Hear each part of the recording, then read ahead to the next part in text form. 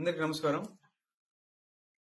నేను అరవ శ్రీధర్, రైల్వే కూడా జనసేన పార్టీ ఎమ్మెల్యేగా ఉన్నాను.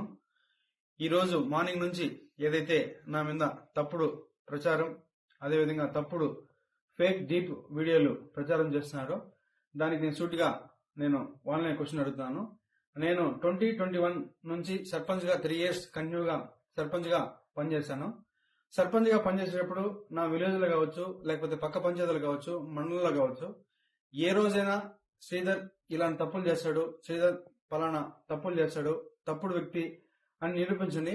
అదేవిధంగా ఈరోజు మా జనసేన పార్టీ అధ్యక్షులు శ్రీ గౌరవ ఉప ముఖ్యమంత్రి కళ్యాణ్ సార్ దగ్గర ఆయన అడుగుజాల్లో నడుస్తూ ఆయన పనితీరుపై దృష్టి పెట్టి ఆయన ఎట్లయితే ప్రజలకు సేవ చేస్తున్నాడో అంతటికన్నా కొంచెం ఆయన దాంట్లో 1% ప్రజలకు సేవ చేస్తూ నా రైల్వే కోడ్ నియోజకవర్గంలో నేను పని చేస్తుంటే నాపైనే ఈ విధంగా దుష్ప్రచారం స్టార్ట్ చేయడం జరిగింది.